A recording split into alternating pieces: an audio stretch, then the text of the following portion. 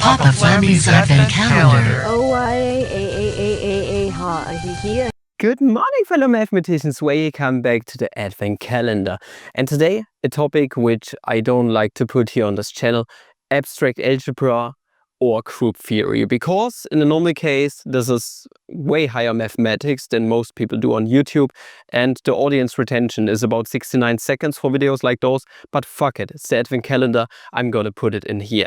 And for this, I looked through my old university folders and I found my old homework assignments for abstract algebra in the first semester, and this right here was a homework assignment on group theory, and it suffices to say that I seriously sucked 1 out of 12 points for this exercise, so hopefully we are gonna do better today. So at first let me explain a tiny bit.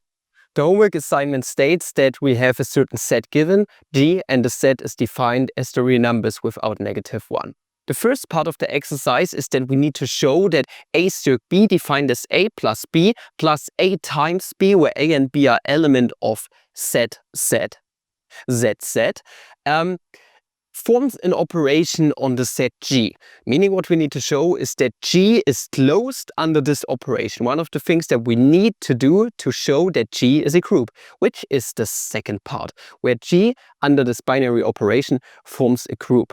Also, there's going to be a bonus exercise at the very end, and I hope you are going to enjoy this video. And now we are going to try to do better, and let's go ahead and get started. So, what does it mean for an operation to be formed on a set, or for a group to be closed, a set to be closed under a certain operation? What it means that if we do the operation on two elements of the group A and B, then the result must be part of the group. So if we take a look at A circ B, then all of this stuff that we got at the very end must be element of the real numbers without -1, so part of the group. And this is what we need to show. This is what it means to be closed under a certain operation in abstract algebra. And why not do this? So for the A part, what we are gonna do is we could, for example, do casework. Now, this is not strictly needed here, but just for fun, I'm going to say that, well, what happens if A, for example, is equal to 0 or B is equal to 0? This expression is symmetric because addition and multiplication commutes inside of the real numbers where all of those elements are part of. So everything is Gucci here, and without loss of generality, okay, here is it. We are just going to assume that A is equal to 0, for example. So the case 1, without loss of generality, we are going to say that A is equal to 0. If A is equal to 0, then A circ B is going to turn into 0 circ B. And by using the definition of this operation, this is 0, and we are going to do it step by step because it's abstract algebra, so no shortcuts taken. We are going to have 0 plus B plus 0 times B. Now we are going to compute everything. 0 is the additive identity, so 0 plus B is just going to be B. 0 times B, 0 is the only element in the real numbers which can basically cancel out other elements. So 0 times B is going to turn into 0 once again, and B plus 0 is hence again just B overall. And we know that B, doesn't matter what it is element of the real numbers without -1. So we have shown that for A being equal to 0 or B being equal to 0, vice versa, because of the symmetry, we have that our operation is indeed closed. But this is only one element. What about all of the other elements? Without loss of generality, we are going to assume that A is non-zero. If A is non-zero, then that means that A circ B is going to be anything. So A plus B plus A times B. And remember, the only thing that is not supposed to happen is that this expression right here is not equal to -1 overall. Or we should say that none of the elements in here must be equal to -1.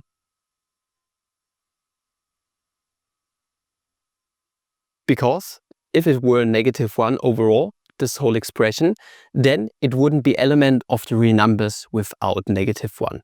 This is not something that we want. So we are going to do a proof by contradiction here. We are going to assume that A circ B is indeed equal to -1. And then we are going to see what is going to happen. Suppose A circ B is equal to -1, which is the same as A plus B plus AB. And this is what we are going to work with now. And what we are going to do is we are just going to factor out a bit of stuff because we have A here and we have A times B here. So by factoring out, for example, A, we can try to see if we can see a certain pattern here. So by factoring out A, we have -1 is equal to A times 1 plus B plus B overall. And now what we are going to do is we are going to bring B to the other side. So we are going to subtract B on both sides. This is something that we can do because our elements A and B are element of the real numbers. We are going to get that -1 minus B is equal to A times 1 plus B. And now what we are going to do is we are going to factor out -1 over here, so negative sign.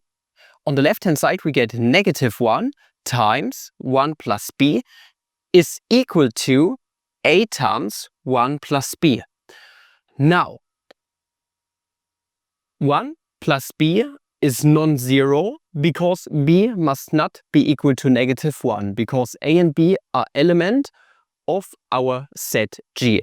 So we could basically cancel stuff out. So we could just divide both sides by 1 plus B and it would work out. But we don't even need to do this. We just need to compare coefficients.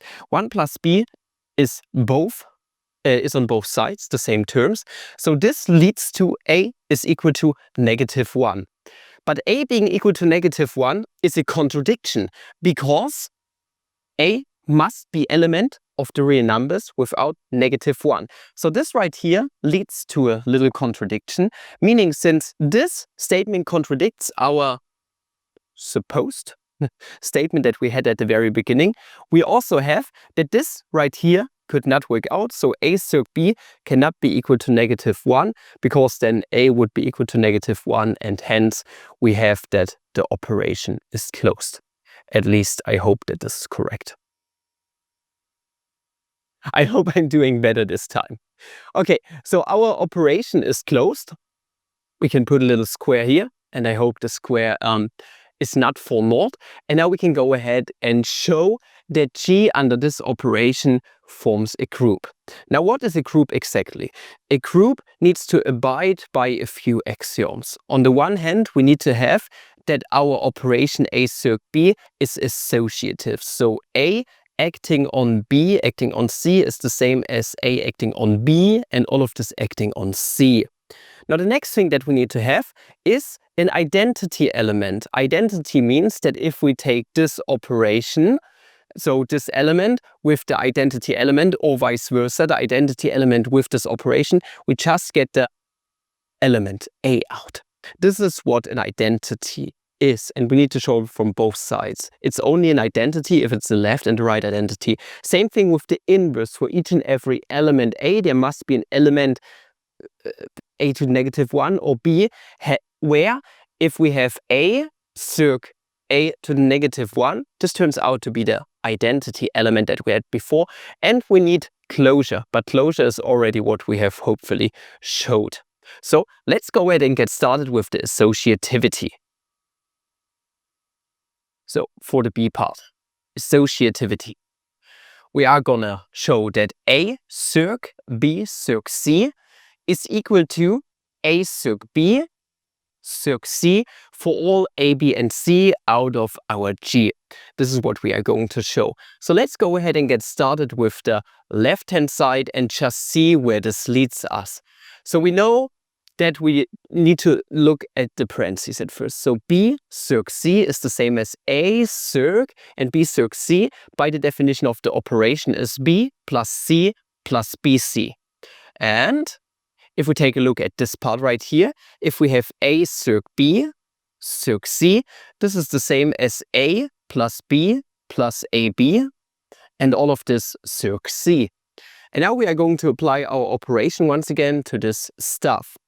Namely, this right here is obviously an element of the real numbers without -1, and hence we can use the operation on it. This is what we have shown before, meaning if we use the operation, we have A plus, then we have B plus C plus BC. Strictly speaking, you need to include the parentheses, but since the real numbers without -1 are associative, we can just leave the parentheses out. So I'm going to do that here. So B plus C plus BC.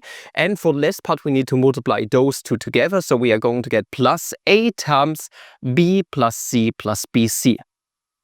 Abstract algebra is so much fun. Oh boy. Now, what we got here is now A plus B plus AB. And then we are going to get plus and C plus. And now from the right hand side, strictly speaking, we have A plus B plus AB times C. And now what we are going to do is, since we are only in the real numbers without -1, now we can use all the rules that we are used to. So we can use the distributive property, where this right here turns into AB plus AC plus ABC. And this part right here is going to turn into AC plus BC plus ABC. And now we are just going to see if everything is the same. Remember, those are all out of the real numbers without -1. So we can use also the commutative property on the multiplication and also the addition. So what we could do is we could put the C over here, for example. So we get A plus B plus C. Those are all the same. Also, we need a BC. So by using the commutative property, we can drag the BC over here, giving us the BC part here. And the last thing that we need is the AB, which we have here. We also need the AC, which we have here, and the ABC is both the same. Meaning, since both expressions are exactly the same, it's associative, and we are done with that. Okay, so this right here was the first part. Now we need to go ahead and take a look at the identity element. For the identity, as mentioned before, we need to say that there is an element, I'm going to call it E for identity, because the word identity starts with an E, obviously, where E in composition with A or operated on A is the same as A, circ E is equal to A. This is what it means to be an identity element for all the elements out of the group or out of the set. So now let's go ahead and get started. We are just gonna do the same procedure that we did here, and all of this must be equal to A. So on the one hand, we need to have A being equal to E circ A, where E circ A is the same as E plus E times A. We also need to have that A is equal to A plus E plus, and in this case, so this is this part, A times E. Now, this right here is the easy part, because you are going to notice you could solve a systems of equation here. You could subtract both equations from one another, but you can just do it by taking a very sharp look. This is the proof by taking a sharp look. What you're going to notice is that those parts are all the same. So the only thing that we need to really take a look at is that E times A must be equal to A. This can only happen in our case if E is equal to 1, for example. But that would suck. If E were equal to 1, which is an element of the real numbers without -1, then we would also have 1 plus A. This wouldn't work out. So the only other option that really works is if E, for example, is equal to 0. If E is equal to 0, then this part is going to vanish overall. This part is also going to vanish, leaving us with an A only. So this right here only works if E is equal to 0, and with this property it's a left and right identity, and since it's a left and right identity, it's also an identity on our group, meaning E is equal to 0 is the identity, and this is what we are going to use for the inverse element.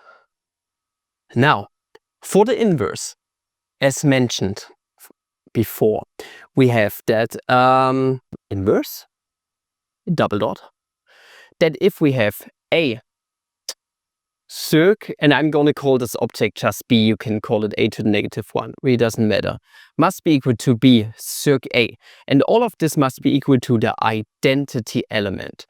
This is due to the fact that if you, for example, want the multiplicative identity 1, what do you need to do with a number a? Well, you need to multiply it by 1 over a, which is a to the negative 1, to get yourself the 1. And we know what e is. E is nothing other than 0.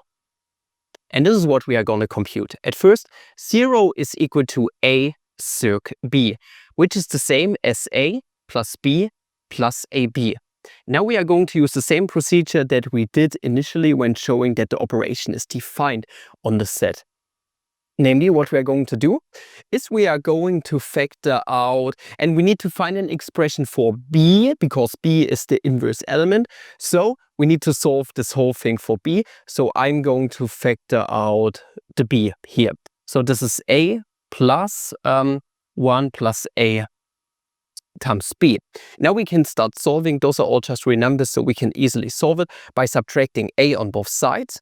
We are going to get that 1 plus a times b is equal to negative a, dividing both sides by 1 plus a.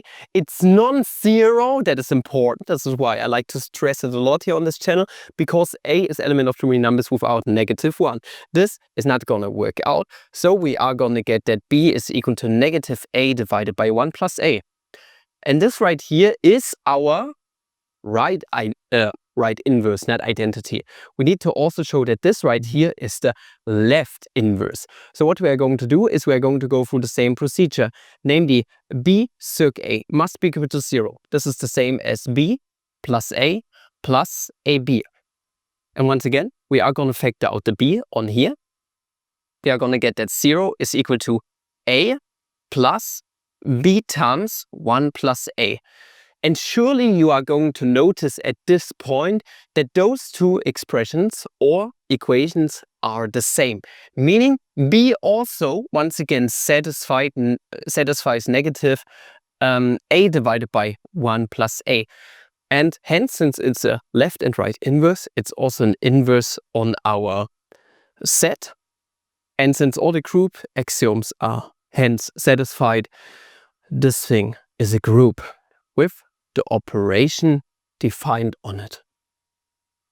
And with this, we can put a big fat easy, at least for the second part. I hope I got the first part done. Now, there was the bonus exercise that I was speaking about, and I threw away the... Oh, did I show my feet just now? Look at... Oh, that's all you're gonna see from my feet. You need to subscribe to my OnlyFans, you know, to see my feet completely. With this operation on this group, we need to solve this equation. Negative 3 circ x circ 2 is equal to 17.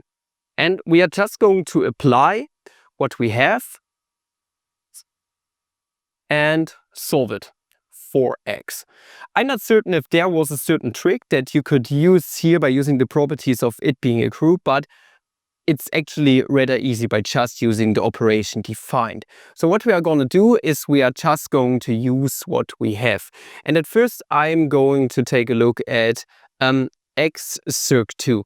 X circ 2 is the same as, this is negative 3 circ, and then we have x plus 2 plus 2x is equal to 17.